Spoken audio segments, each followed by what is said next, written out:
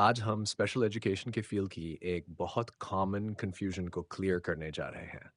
अक्सर लोग impairment, disability और हैंडीकैप इन तीनों वर्ड्स को एक ही मीनिंग में यूज़ करते हैं। लेकिन प्रोफेशनल और मेडिकल टर्म्स में ये तीनों अलग-अलग स्टेजेस को रिप्रेजेंट करते हैं। इन्हें सही तरीके से समझने के लिए हम WHO, वर्ल्ड हेल्थ ऑर्गेनाइजेशन के फ्रेमवर्क को फॉलो करते हैं। आइए इन्हें एक-एक करके समझते हैं। सबसे पहले बात करते हैं इम्पेयरमेंट की। इम्पेयरमेंट का मतलब है शरीर के किसी ऑर्गन या स्ट्रक्चर में प्रॉब्लम होना या किसी साइकोलॉजिकल या फिजियोलॉजिकल फंक्शन का लॉस होना। ये प्रॉब्लम ऑर्गन लेवल पर होती है।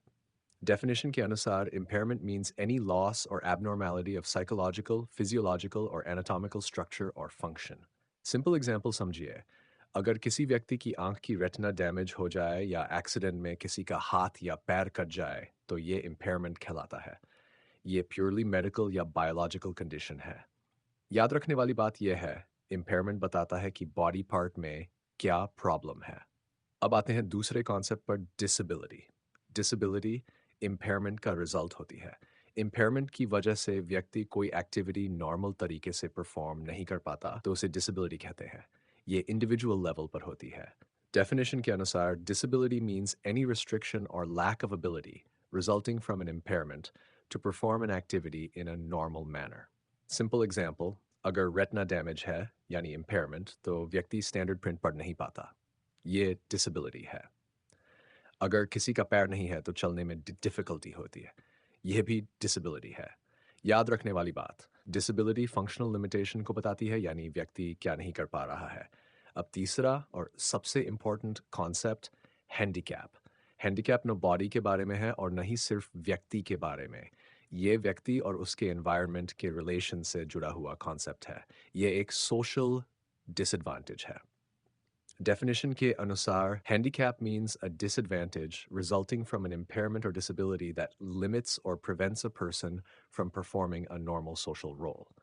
Simple example समझिए, अगर कोई व्यक्ति व्हीलचेयर पर है और स्कूल में सिर्फ स्टेयर्स है, रैंप नहीं है, तो वह व्यक्ति हैंडीकैप्ड हो जाता है। लेकिन अगर उसी स्कूल में रैंप बना दी जाए तो व्यक्ति के पास डिसेबिलिटी तो रहेगी, लेकिन वह उस सिचुएशन में हैंडीकैप्ड नहीं रहेगा। याद रखने वाली सबसे इम्पोर्टेंट बात, हैंडीकैप सोसाइटी और एनवायरनमेंट क्रिएट करता है। अब एग्जाम के लिए एक प्रैक्टिकल इलस्ट्रेशन समझ लीजिए। मान लीजिए एक बच्चे को हियरिंग लॉस है। इम्पेयरमेंट, इनर ईयर में डैमेज होना, ये मेडिकल कंडीशन है। डिसेबिलिटी, आवाज़ ठीक से सुन पाना या स्पीच समझने में डिफिकल्टी होना, ये फंक्शनल प्रॉब्लम। हैंडीकैप, क्लासरूम में डिस्कशन में पार्टिसिपेट न कर पाना क्योंकि टीचर साइन लैंग्वेज या विजुअल एड्स यूज़ नहीं कर रहा, ये एनवायरमेंटल और सोशल प्रॉब्लम है। अब टीचर के पॉइंट ऑफ व्यू से समरी समझिए। फ्यूचर टीचर्स होने के नाते इस बात को क्लियरली याद रखिए। इम्पेयरमेंट मेडिकल लेवल पर होती है। डिसेबिलिटी फंक्शनिंग पर असर डालती है। हैंडीकैप तब होता है जब एनवायरनमेंट बच्चे के लिए बैरियर बन जाता है। हम इम्पेयरमेंट को शायद पूरी तरह रिमूव कर सकें, लेकिन अच्छे classroom environment, supportive teaching methods और इंक्लूसिव स्ट्रेटजीज के जरिए हम बच्चे का हैंडीकैप सकते हैं।